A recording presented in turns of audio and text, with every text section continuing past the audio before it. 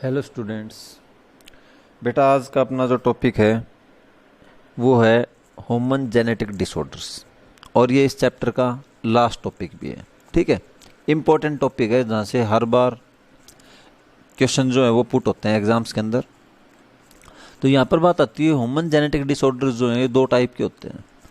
First अगर हम बात करें ड्यू टू क्रोमोसोमल अबनॉर्मलिटीज़, भाई क्रोमोसोम्स की अबनॉर्मलिटीज़ की वजह से जो डिसऑर्डर्स होते हैं वो इसमें हम बात करते हैं भाई क्रोमोसोम नंबर है वो किसी में एक्स्ट्रा हो जाए या फिर रिड्यूस हो जाए, दोनों कंडीशन में क्रोमोसोमल अबनॉर्मलिटी में काउंट किया जाता है। उसके बाद gene related disorders, gene related में एक पर्टिकुलर एंजाइम के लिए जीन की डेफिशिएंसी हो जाए, ठीक है, या फिर डीएनए में किसी भी एक पर्टिकुलर जीन की डेफिशिएंसी की वजह से कोई डिसऑर्डर अगर क्रिएट हो रहा है तो वो जीन रिलेटेड डिसऑर्डर है। तो पहले हम बात करेंगे यहाँ पे क्रोमोसोमल डिसऑर्डर्स की। तो क्रोमोसोमल डिसऑर्डर्स जो है ये हम कह सकते हैं कोज्ड ड्यू टू अब्सेंस और एक्सेस और abnormal arrangement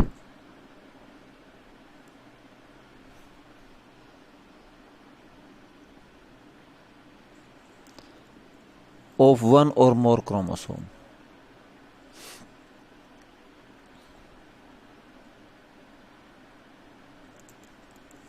ठीक है भाई, या तो कम हो जाए कोई क्रोमोसोम, ठीक है, या फिर वो एक्सेस अमाउंट में आ जाए, या फिर उसकी अरेंजमेंट है वो अब नॉर्मल हो जाए। अब उसमें एक क्रोमोसोम भी हो सकता है और एक से ज़्यादा क्रोमोसोम भी हो सकते हैं। तो अगर ऐसा हो रहा है तो वो क्या है, क्रोमोसोमल डिसऑर्डर है। फिर एक इंपॉर्टेंट पॉइंट आता है, क्रोमोसोमल डिसऑर्डर जो है इसको हम पेडिग्री एनालिसिस के बेस पे ट्रेस नहीं कर सकते।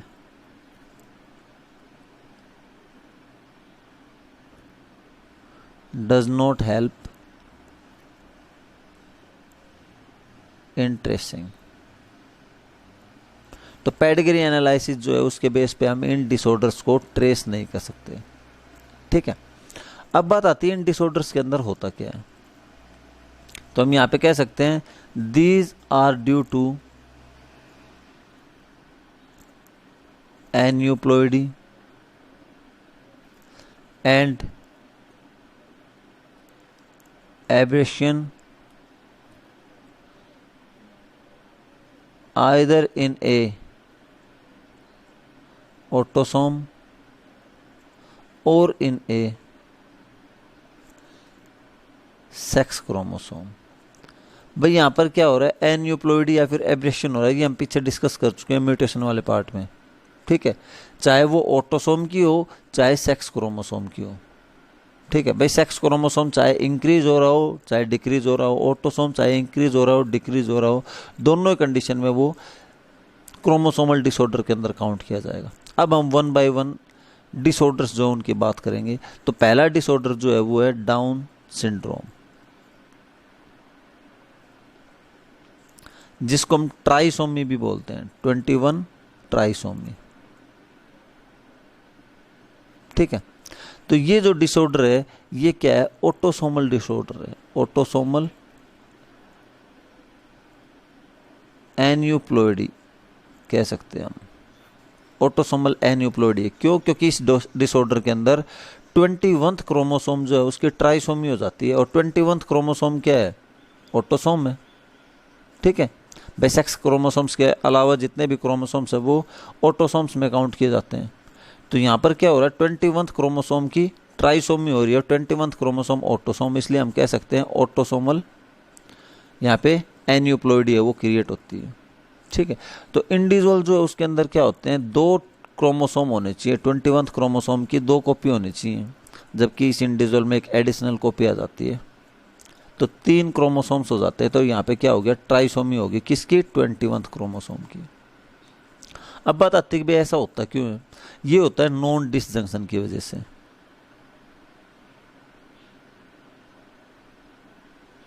ठीक है, ड्यूरिंग oogenesis, मान लो कि फीमेल जो है उसमें एग की फॉर्मेशन के दौरान इसके अंदर 46 क्रोमोसोम है, मान लो पेरेंटल सेल के अंदर, यहां से दो मान लो गैमेट्स बन रही है या जितने भी गैमेट्स बन रही हैं, हम कहते हैं कि भाई एक गैमेट जो है उसमें कितने होते हैं, 23 क्रोमोसोम्स होते हैं।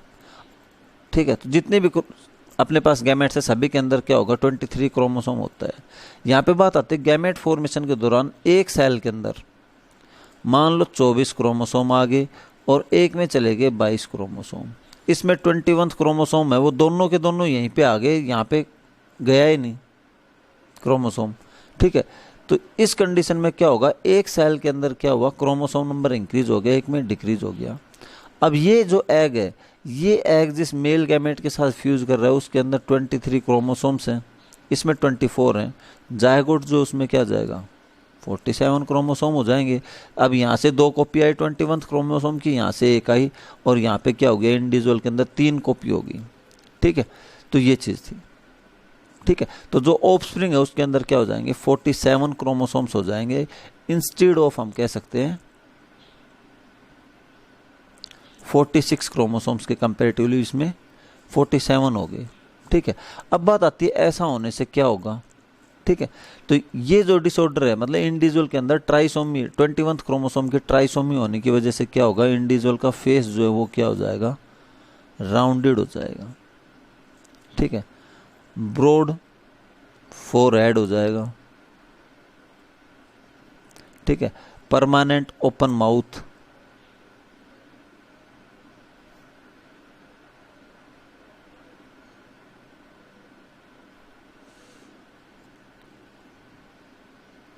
प्रोट्रूडिंग टंग, दसी हुई होगी अंदर की तरफ, ना सॉरी एक तरीके से उभरी हुई होगी।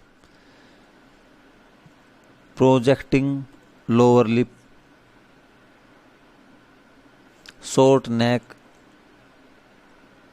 गर्दन छोटी हो जाएगी, फ्लैट हैंड्स होंगे। ठीक है, स्मॉल फिंगर्स होंगी और स्ट्रेट हेयर्स होंगे। ठीक है, और इंडिविजुअल जो है उसकी अगर हम इंटेलिजेंस की बात करें तो वो भी क्या रहेगी, लिटिल इंटेलिजेंट रहेगा इंडिविजुअल।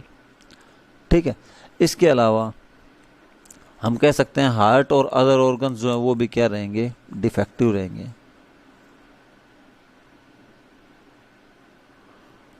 May be defective. और लास्ट हम कह सकते हैं गोनाड्स और जेनेटिलिया, ये दोनों भी क्या रहेंगे, अनडेवलप्ड रहेंगे। ठीक है, तो ये था अपने पास पहला क्रोमोसोमल डिसऑर्डर, डाउन सिंड्रोम। फिर बात आती है सेकंड डिसऑर्डर जो है उसमें हम बात करेंगे टर्नर सिंड्रोम की।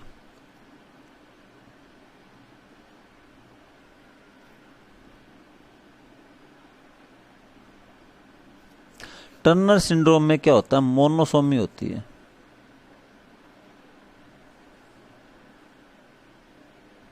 और मोनोसोमी में हमने पढ़ा था 2n-1, मतलब इंडिविजुअल के अंदर एक क्रोमोसोम जो है वो कम हो जाता है।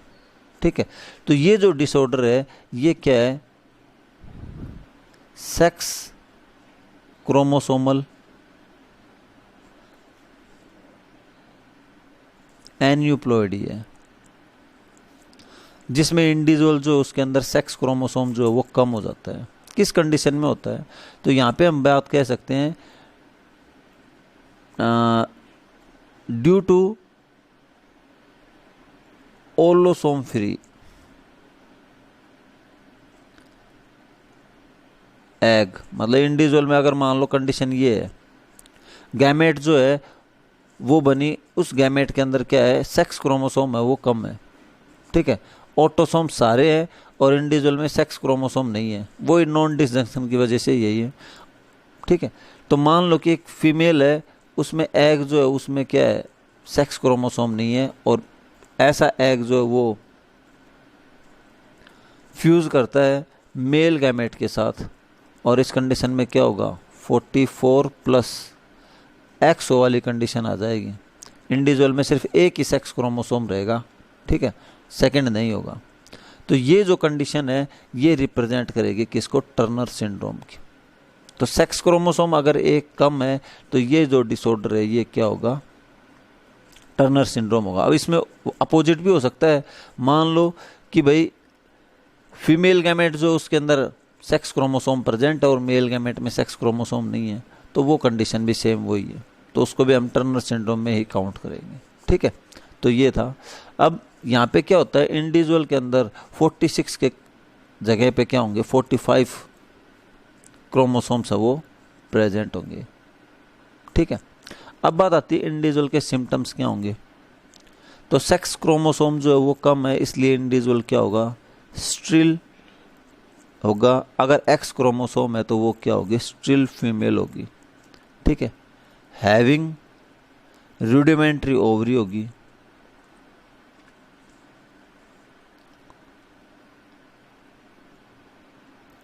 Undeveloped breast,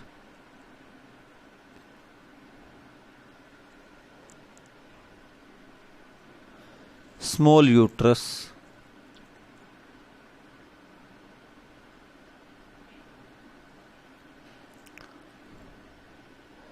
puffy fingers, short stature, मतलब हाइट जो है वो लगभग लेस देन हम कह सकते हैं 5 फीट, 5 फीट से क्या होगी, छोटी हाइट होगी। ठीक है, वेब्ड नेक,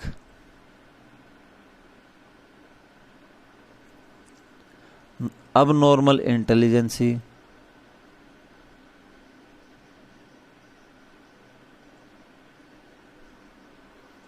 ठीक है, और हियरिंग इम्पेयरमेंट भी हो सकता है।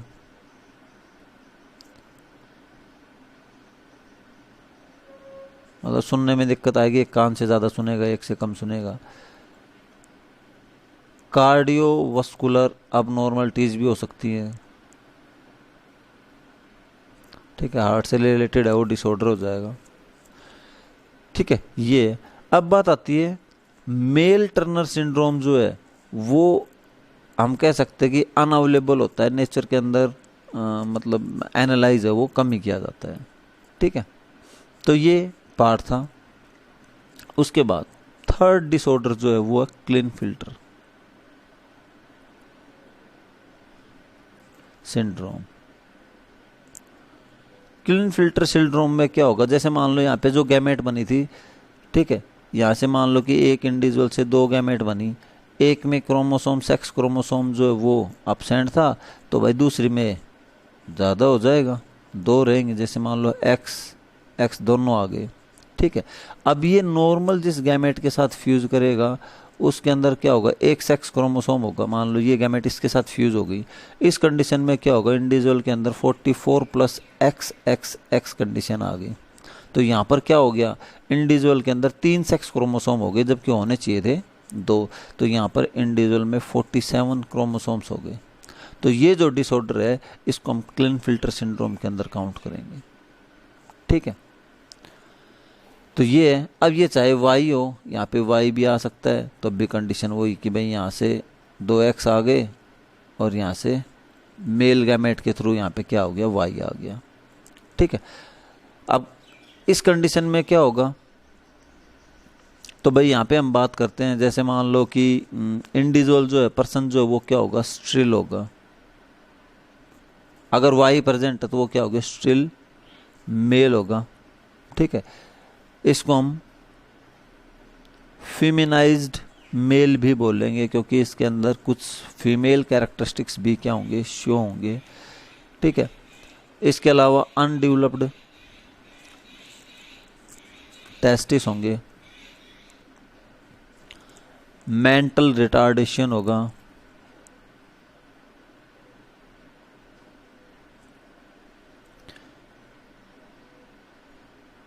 Female like spare body hairs होंगे, बॉडी हेयर्स जो वो फीमेल्स की तरह होंगे। ठीक है, नॉकनीज होंगी, लॉन्ग लिम्स होंगी। ठीक है, और कुछ कैरेक्टरिस्टिक्स हैं वो फीमेल्स के होंगे, जैसे फेमिनाइज्ड या फेमिनिन पिच्ड वॉइस, मतलब लड़कियों जैसी आवाज़ होगी, और अनडेवलप्ड या इनलार्ज्ड कह सकते हैं,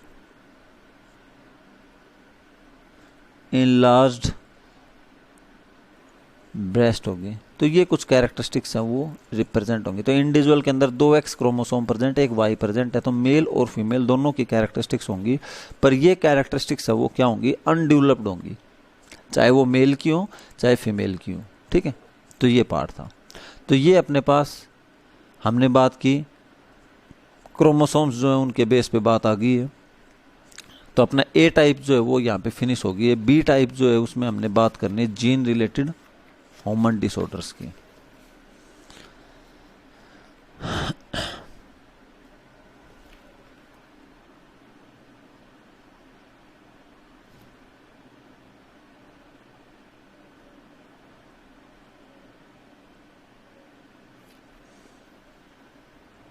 जीन रिलेटेड ह्यूमन डिसऑर्डर्स को हम मेंडेलियन डिसऑर्डर्स भी बोल सकते हैं।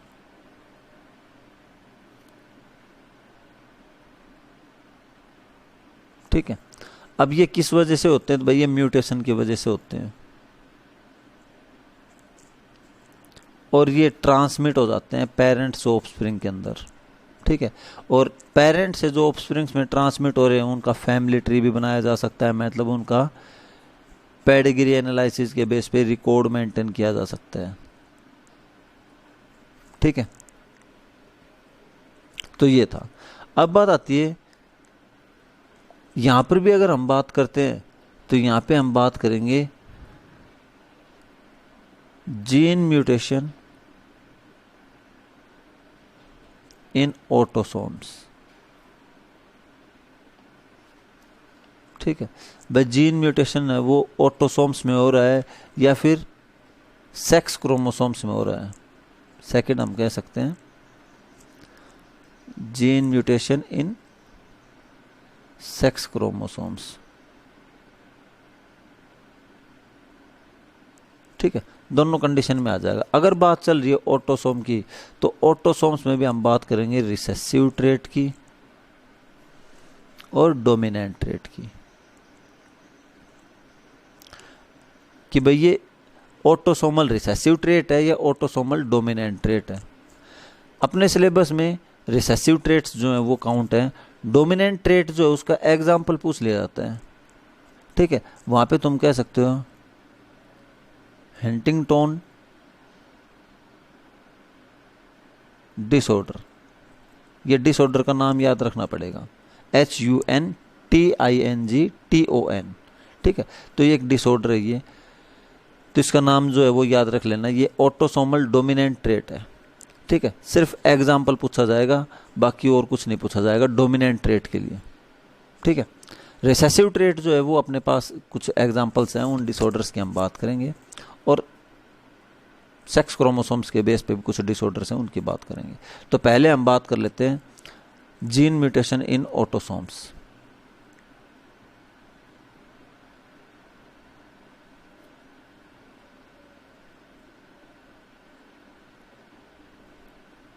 ठीक है, यहां पर फर्स्ट अपने पास आ जाता है सिकल सेल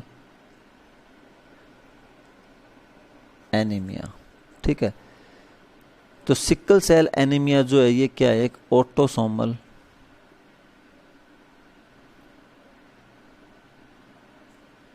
हेरेडिटरी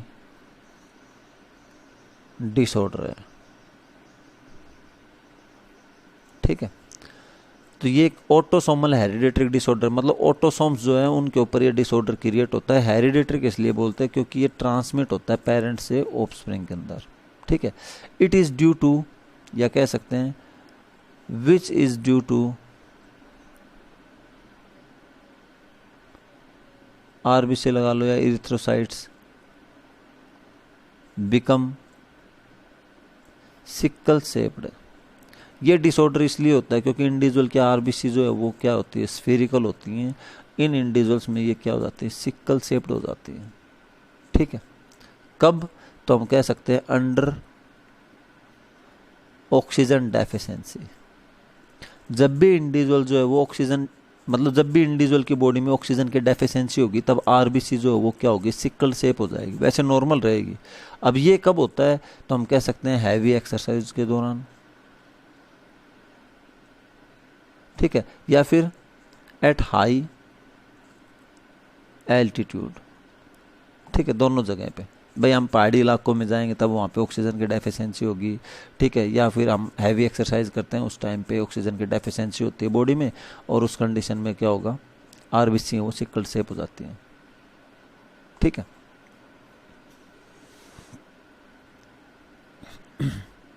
उसके बाद अगर हम बात करें यहाँ पे जीन्स की, तो यहाँ पे क्या होता है कि भाई ये जो डिसऑर्डर या डिजीज है ना, ये हम कह सकते हैं, पहले एक पॉइंट कर लेते हैं, caused by the formation of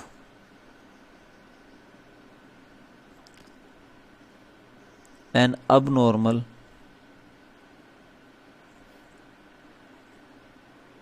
hemoglobin called HbA। भाई ये जो डिसऑर्डर है या डिजीज है, ये किस वजह से होती है, तो अब नॉर्मल हीमोग्लोबिन की वजह से होती है, ठीक है, जिसको हम बोलते हैं HbA से। अब नॉर्मल जो पर्सन है उसके अंदर तो HbA प्रेजेंट होता है, ठीक है, और दूसरा जो है मतलब जो भी इन्फेक्टेड है उसके लिए हम बात करते हैं HbS, ऐसा वो सिकल सेल को रिप्रेजेंट करता है, ठीक है। तो हम कह सकते हैं HbS differ from HbA in only one amino acid, ठीक है, और ये अमीनो एसिड कौन सी होती है, ये होती है 6th अमीनो एसिड, ठीक है। भाई एक ऐसे चेन होती है 3 4 5 6 और 7, ठीक है। मान लो ये एक लॉन्ग चेन है, अमीनो एसिड चेन। यहाँ पे क्या होता है, नॉर्मल इंडिविजुअल जो है उसमें 6th अमीनो एसिड जो है वो ग्लूटामिक एसिड होती है, ठीक है। अगर ये 6th अमीनो एसिड चेंज हो जाए, इस ग्लूटामिक एसिड यहाँ पे वेलिन आ जाए यहाँ पे, तो इंडिविजुअल जो है वो क्या हो जाएगा, सिकल सेल्ड हो जाएगा, मतलब वो HbS कंडीशन होगी यहाँ पे। अगर 6th ग्लूटामिक एसिड है तो ये HbA कंडीशन है, नॉर्मल कंडीशन। अगर यहाँ पे वेलिन आ गया तो ये क्या हो जाएगा, इन्फेक्टेड कंडीशन हो जाएगी, HbS, ठीक है। तो सिर्फ एक 6th अमीनो एसिड जो है इसके चेंजमेंट होने से क्या हो रहा है, इंडिविजुअल जो है वो सिकल सेल्ड हो जाता है।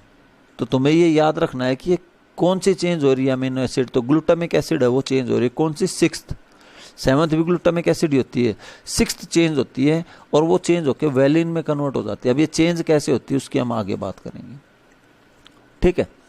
तो यहाँ पे 6th अमीनो एसिड जो है वो चेंज हो जाती है, और ये 6th अमीनो एसिड जो है इसके लिए हम कह सकते हैं कि ये कौन सी चेन की है, ये तो 6th अमीनो एसिड होती है बीटा चेन की, ठीक है। इसकी हीमोग्लोबिन की फॉर्मेशन के अंदर अल्फा बीटा और डेल्टा 3 चेन्स हैं वो इन्वॉल्व होती हैं, ठीक है। या तो अल्फा और बीटा मिलेगी या अल्फा फिर डेल्टा के साथ मिलेगी।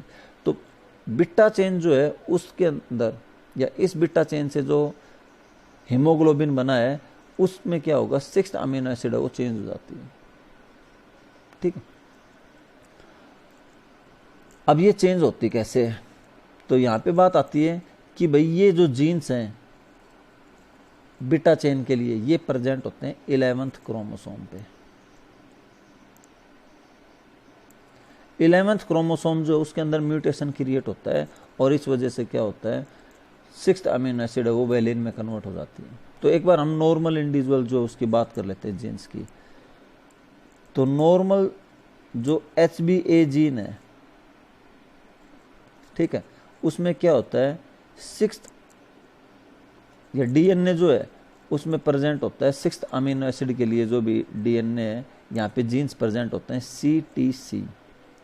और हमें पता है डीएनए क्या होता है, डबल स्टैंडर्ड होता है, तो इसके कॉम्प्लीमेंट्री क्या होगा, GAG। डीएनए से बनता है mRNA, ट्रांसक्रिप्शन होता है, ठीक है। जब ट्रांसक्रिप्शन होगा तो हम कह सकते हैं CTC जो है ना, इससे जो mRNA बनेगा वो बनेगा GAG, इस स्टैंड से ये वाला ही बनेगा, ठीक है। ये GAG जो है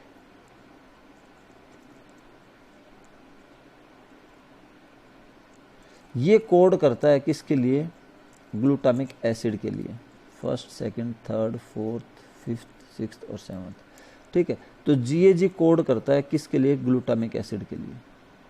ठीक है, तो ये HbA पेप्टाइड है नॉर्मल इंडिविजुअल में। ठीक है, सिकल सेल एनीमिया जब होता है तब क्या होता है?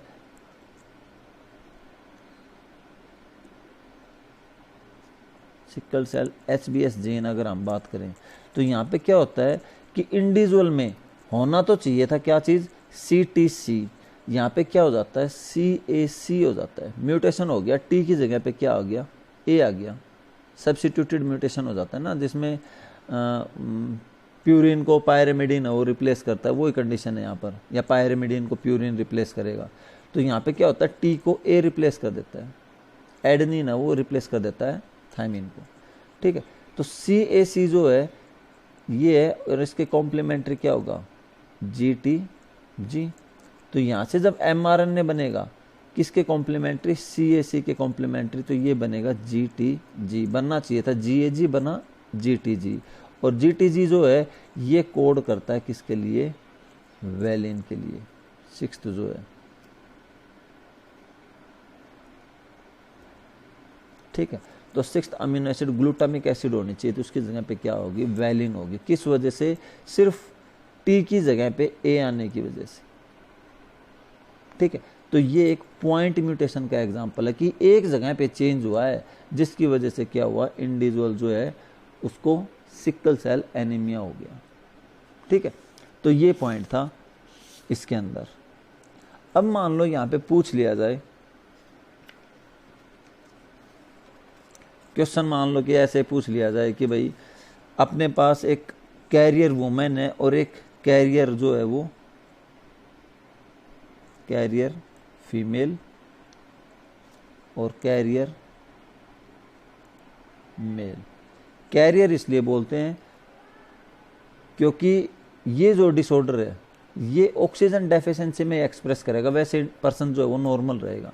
तो यहाँ पे कह सकते हैं कि कैरियर जो है उसमें क्या होता है? एक जीन जो है वो नॉर्मल है, एक क्रोमोसोम, और दूसरा क्रोमोसोम है उसके ऊपर इन्फेक्टेड जीन है। ऐसे ही मेल में भी सेम यही कंडीशन रहेगी। ठीक है, गैमेट्स जब बनेगी तो एक गैमेट बनेगी HbA वाली, एक बनेगी HbS। एक गैमेट में तो ये चला गया, एक गैमेट में ये चला गया। ऐसा ही यहाँ पे भी होगा, एक गैमेट में ये चला गया और एक गैमेट के अंदर ये चला गया। ठीक है, अब बात आती है ऑफस्प्रिंग की। तो यहाँ पर इंडिविजुअल जो है वहाँ यहाँ से HbA आ गया, यहाँ से HbS वाला आ गया, यहाँ से HbA आ गया और यहाँ से HbS आ गया। क्रॉस होगा तब क्या होगा? HbA HbA, यहाँ से HbA आ जाएगा और यहाँ से HbS आ जाएगा, यहाँ से HbA आ जाएगा, यहाँ से HbS आ जाएगा, यहाँ से HbS और यहाँ से HbS। ठीक है, तो ये कंडीशन होगी। तो ये पर्सन क्या रहेगा? नॉर्मल रहेगा। ये दोनों पर्सन जो है ये क्या रहेंगे? कैरियर रहेंगे। पर ये जो पर्सन है ये क्या हो जाएगा? डाइज, इसकी डेथ हो जाएगी इन चाइल्डहुड। ठीक है, चाइल्डहुड के दौरान इसकी इंडिविजुअल की क्या हो जाएगी? डेथ हो जाएगी, क्योंकि यहाँ पर दोनों क्या हो गए? इन्फेक्टेड हो गए। तो इस इंडिविजुअल के RBC जो है वो सिकल शेप ही रहेंगी। ऐसा नहीं कि ऑक्सीजन डेफिशिएंसी में सिकल शेप रहेंगी, ये हमेशा ही ऐसी ही रहेंगी। तो इंडिविजुअल की बॉडी में क्या होगा? ऑक्सीजन डेफिशिएंसी होगी, जिसकी वजह से क्या होगा? इंडिविजुअल की डेथ हो जाएगी। ठीक है, तो ये था। फिर बात आती है, अगर हम बात कर ले कुछ सेकेंडरी इफेक्ट्स की।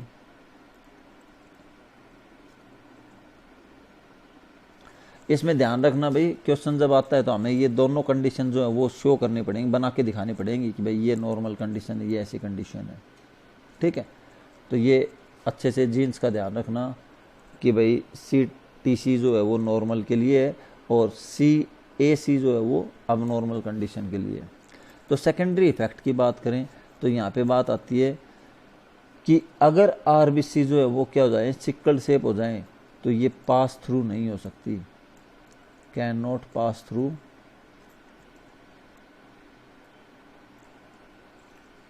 Narrow capillaries. कैपिलरीज के थ्रू पास थ्रू नहीं होंगी तो बॉडी में ऑक्सीजन की डेफिशिएंसी हो जाएगी। ठीक है, second, they have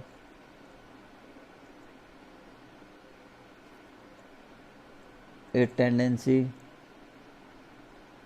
to clot and degenerate results in anemia। इनके अंदर टेंडेंसी होती है क्लॉट बनाने की या फिर डीजनरेट टूटने की, ठीक है, जिससे इंडिविजुअल को एनीमिया हो जाएगा, डेफिशिएंसी हो जाएगी आरबीसी की, तो आरबीसी की डेफिशिएंसी होती है क्या होगा, इंडिविजुअल को एनीमिया हो जाएगा, ठीक है। उसके बाद नेक्स्ट कह सकते हैं कि भाई ब्लड सप्लाई जो है वो रिड्यूस हो जाएगा, किन को, टिश्यूज को, blood supply to tissue reduce leads to tissue death, तो इंडिविजुअल की टिश्यू डेथ हो जाएगी, ठीक है। इसके अलावा इंडिविजुअल को भाई जॉइंटिस भी हो जाएगा, कैन अपीयर,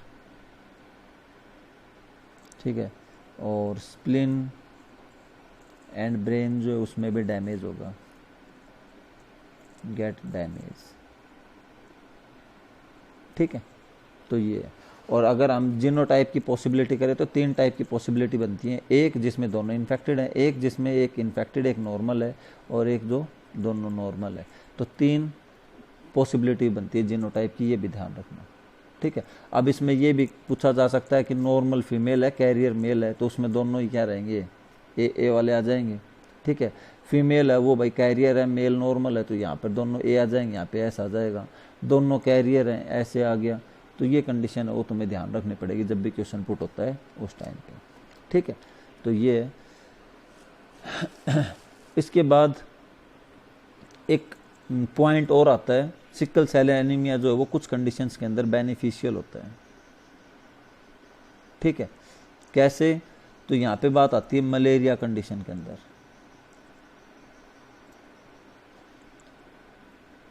ठीक है। ह्यूमन पॉपुलेशन जो है उनमें क्या होता है, सर्वाइवल वैल्यू है वो इंक्रीज हो जाती है अगर इंडिविजुअल को सिकल सेल एनीमिया है तो, ठीक है। और ये मोस्टली जो है ना वो ट्रॉपिकल जो भी अफ्रीका है वहां पे एनालाइज किया गया है, ठीक है। कैसे, तो भाई यहाँ पे बात आती है कि मलेरियल जो पैरासाइट है वो आरबीसी को पेनिट्रेट नहीं कर सकता, उसके मेम्ब्रेन को, ठीक है। भाई मलेरियल जो पैरासाइट है वो क्या करता है, आरबीसी के अंदर एंटर हो जाता है और आरबीसी को तोड़ देता है, ठीक है। जब आरबीसी टूटती है तो वहाँ से एक केमिकल रिलीज होता है, एक तरीके से हम कह सकते हैं हेमोजोइन जो है वो रिलीज होता है जो मलेरिया के लिए रिस्पॉन्सिबल है, ठीक है।